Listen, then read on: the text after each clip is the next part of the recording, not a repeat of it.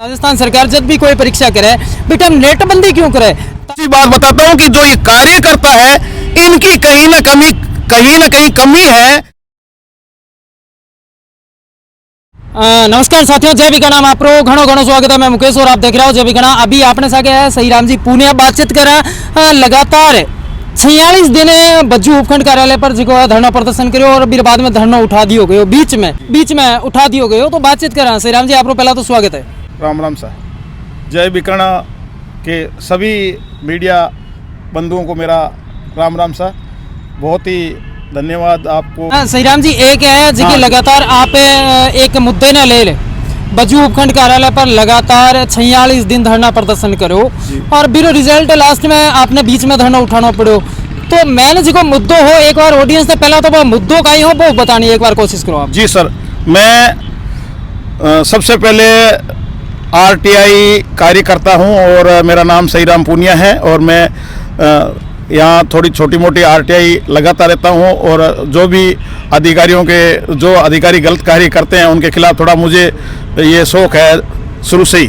तो मैंने अभी थोड़े दिन पहले मेरे दिमाग में आई, कोई मैं स्कूलों में गया और कई बार रणजीतपुरा स्कूल में तालाबंदी हुई, बसलपुर स्कूलों में तालाबंदी हुई और मिठड़िया स्कूलों में भी तालाबंदी हुई, बांगरसर स्कूल में भी तालाबंदी हुई। और मेरे ये दिमाग में प्रश्न उठ रहा था कि मतलब आखिर ये क्या मामला है। तो इस मामले को लेकर मैंने संज्ञान में लिया, मेरे दिमाग में बात आई और मैंने आरटीआई मांगी। सीबीओ एक हमारे बज्जू में ऑफिस है सीबीओ, तो सीबीओ ऑफिस से मैंने आरटीआई मांगी और उस आरटीआई में मेरे को उन लोगों ने साफ कर दिया कि मात्र यहाँ 28 पीओ क्षेत्र है और 28 के 28 पीओ क्षेत्रों में मात्र 30% शिक्षक ही कार्यरत है और वो है 2015 से, ये स्पष्ट हो चुका। उसके बाद में उस मामले को लेकर मैं उपखंड कार्यालय बज्जू के आगे 9 जनवरी से लगातार धरने पे बैठ गया और इस धरने को मैंने 46 दिन तक चलाया। 46 दिन के बाद अधिकारी लोगों ने कुछ मेरे से सलाह मशवरा किया और मेरे को ये बताया कि भाई आपकी मांगे ऊपर तक पहुंचा दी जाएगी और आप इस धरने को कोई देखो। तो मैंने एक बार उस धरने को स्थगित किया है, मैंने धरने को बंद नहीं किया है। आप लोगों ने भी प्रश्न उठाया भी बंद क्यों किया, धरना मैंने बंद नहीं किया है, धरना एक बार स्थगित किया है। और ये धरना अभी सरकारों की हो सकता है आंख नींद खुली है तो अच्छी बात है और नहीं खुलेगी तो मैं बिल्कुल, अभी बच्चों की परीक्षा सिर पर है और मैं बच्चों को डिस्टर्ब भी नहीं करना चाहता हूँ।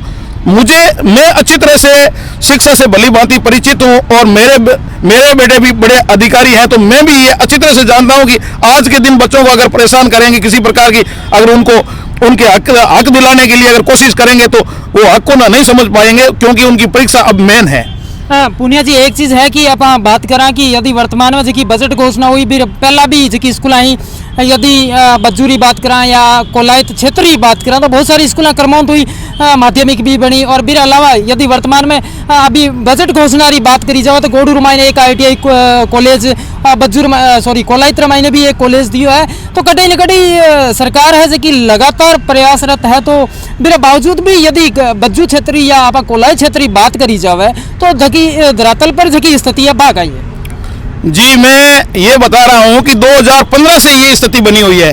तो ये कल आज में तो चलो ये कॉलेज खोल रहे हैं, अच्छी बात है, लेकिन कॉलेज खोलना अच्छी बात है, कर्मोन्नत किया ये भी अच्छी बात है, लेकिन मैं ये कह रहा हूँ कि उसके अंदर पढ़ाने वाले शिक्षक व्याख्याता नहीं देना, ये उन बच्चों के लिए, तो उन बच्चों का तो भविष्य खराब है। अब शिक्षक कब मिलेगा कब नहीं मिलेगा ये कोई भी सरकार है, ये सत्ता पक्ष है, ये कांग्रेस सरकार है, ये साफ नहीं कर पा रही है कि आपको इतने दिन बाद में ये शिक्षक दे पाएंगे। तो वो कह रहे हैं कि हमारे पास में अभी शिक्षकों की कमी है, हम नहीं दे पा रहे हैं, जबकि मैं ये कह रहा हूँ कि ये भी मेरे पास सूचना है और ये शहरी जो जितना भी क्षेत्र है इसमें 100 से ऊपर % शिक्षक यहाँ भरे हुए हैं और कोलायत बज्जू सीबीओ क्षेत्र है उसके अंदर मात्र 30% है। तो ये असमानता क्यों है? मैं बात ये कर रहा हूं कि असमानता होनी नहीं चाहिए। प्रत्येक मानव मात्र का ये मौलिक अधिकार है कि अधिकार सबको दे रखा है। मैं कोई पार्टी से, ये इसका कोई पार्टी से कोई लेना देना नहीं है। शिक्षा सभी को मिलनी चाहिए। अच्छा। सर, ये सूर्य की किरणें हैं शिक्षा इस मानव के लिए, और सूर्य की किरण अगर इस प्रकार रुकेगी तो मानव मात्र का विकास, जो सर्वांगीण विकास है, वो सर्वांगीण विकास संभव नहीं है। बीडी कल्ला जी हो सकता है अच्छे आदमी होंगे, लेकिन इनके जो कार्यकर्ता है, कांग्रेस के कार्यकर्ता, मैं देखो एक वोटर हूँ जी। मैं कोई किसी से मुझे लेना देना नहीं है। मैं एक सीधी सी बात बताता हूँ कि जो ये कार्यकर्ता है, इनकी कहीं ना कहीं कमी है कल्ला जी तक ये बात पहुंचाने में, ये मुद्दा पहुंचाने में। इसलिए ही तो ये कमी वर्षों से बनी हुई है। जो भी सरकारें बनती है, आती है, बनती बिगड़ती रहती है, लेकिन इनके जो कार्यकर्ता है उनकी कहीं ना कहीं कमी है। वो जो वास्तविक मुद्दे हैं वो उठा नहीं पाते। जैसे शिक्षा और स्वास्थ्य इंसान का महत्वपूर्ण मुद्दा है, और शिक्षा और स्वास्थ्य पे जो सरकारें काम नहीं करती हैं, जो कार्यकर्ता काम नहीं करता है, उन सरकारों को मैं सरकार नहीं मानता। वो एक प्रकार की लोगों के साथ धोखा है। एक चीज है पुनिया जी, लास्ट क्वेश्चन मेरो रहेला कि रीटरी परीक्षा ने ले रहे आप लोग कहीं कहना, क्योंकि रीटरी परीक्षा ला रहे हैं सफल हुई फिर बावजूद अभी जी वर्तमान 25 तारीख ने रीटरी एग्जाम अभी वर्तमान में चल रहा है, तो रीटरी परीक्षा ले रहे आप लोग कहीं कुछ कहना? देखो, रीट की परीक्षा के लेके मैं तो भ्रष्टाचार के तो पूरा का पूरा खिलाफ हूँ, और जो मैं ये कह रहा हूँ कि पेपर कहीं ना कहीं बॉक्स के अंदर बंद होता है, और वहाँ कहीं ना कहीं किसी अधिकारी की, किसी कर्मचारी की और बड़े अधिकारी की वहाँ नेतृत्व में वो बॉक्स रखी जाती है, और वहाँ से अगर पेपर लीक होना, ये तो एक मानव के किसी के भी दिमाग में, मेरे क्या किसी के दिमाग में भी नहीं आएगी। ये तो सरकार की विफलता ही है।